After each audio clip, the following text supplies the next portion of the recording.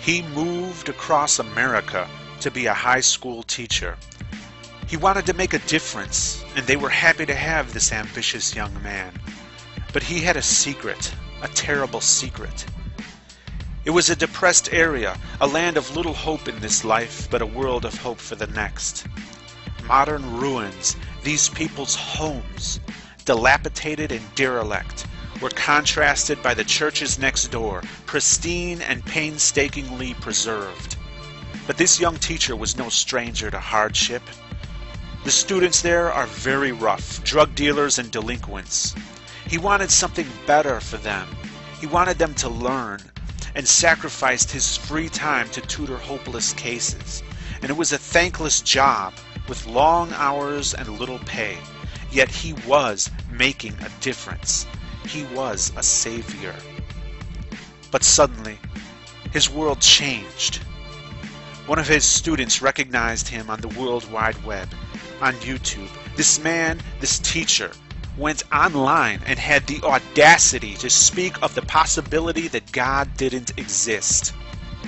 He made videos about theology and atheism in the privacy of his home, separate from his class, and forced those videos upon nobody.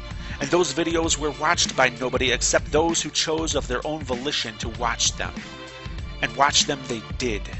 They were good videos filled with logic not easily dismissed by theists. He was always civil and enjoyed the discussions that he evoked. How dare he? News of his presence online spread through his school like a rampant infection. He was ridiculed. They shouted prayers and insulted him. They vandalized his classroom.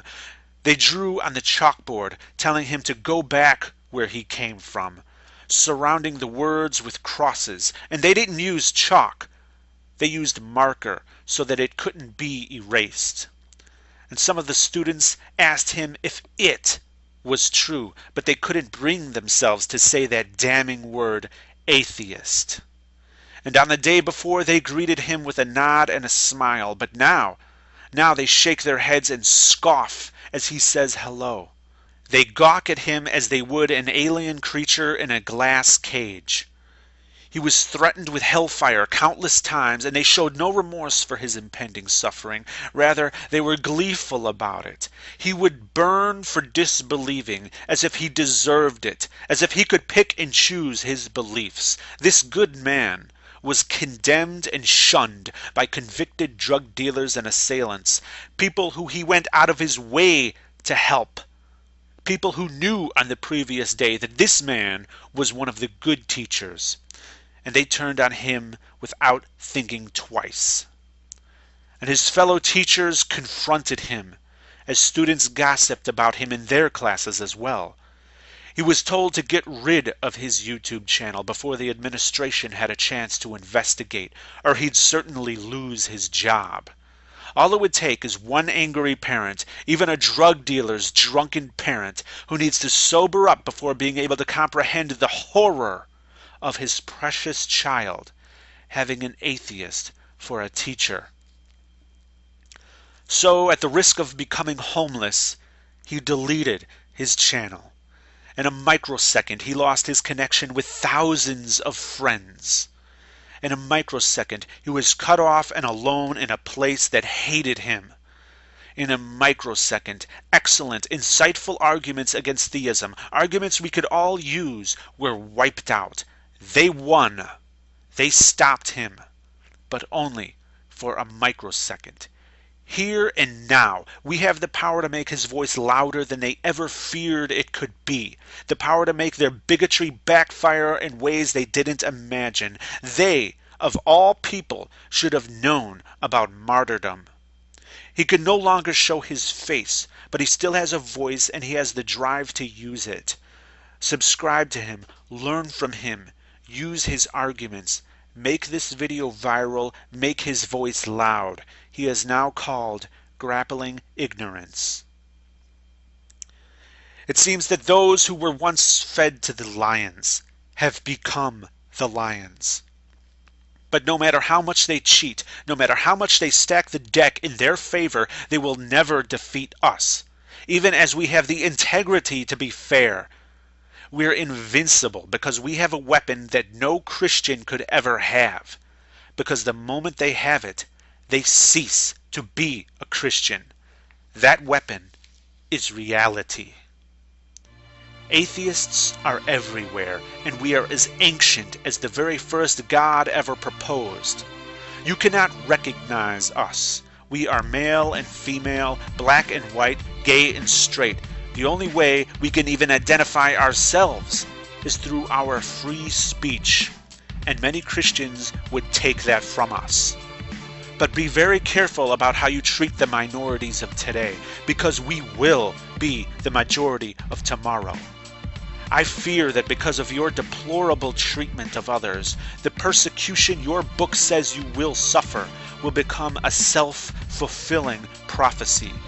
I don't want that to happen. And I pledge here and now to never discriminate against somebody because they're a Christian or a Muslim or a Jew or none of the above. And I want everyone listening to me to do the same. And many of those who are offended by the mere existence of non-believers are willing to throw away freedoms that they claim are God-given and paid for in full by the blood of Christian patriots. And they're willing to do that just to shut you up. Why? Well, for many, it's because their cherished beliefs cannot even withstand the most basic of honest scrutiny. And some fear hell, which is nothing more than an ancient system of control for societies that couldn't be properly policed. And some fear change, even when that change is for the better. And the rest, the ones who kiss God's ass, honestly believe that the omniscient, omnipotent, omnipresent creator of all things, the most powerful being that ever existed, needs them to come to his defense. That may seem outlandish, but it's not. Because for certain, you will never, ever see God fighting his own battles. These Christian apologists are full of intolerance and expecting us to swallow it, but I'm not allowing this. First they claim this is a Christian nation, and then proceed to try to merge their little doctrine into biased legislation, like we should give a damn about the God they praise, or their book of contradictions written back in the day. Some mythological, hypocritical bullshit that tends to distort shit, and then you wonder why we all ignore this. You're atheist to each and every other type of God. For all you know, the one you worshiping could be the fraud. Yeah, I know, we taking it out of context. That's what you would say next, like it's so fucking complex. Guess I'm an evil child of Satan, keep on mocking me. Average Americans do not want a theocracy, so keep your mysticism deep inside your mental prisons and let us grown-ups make our own decisions.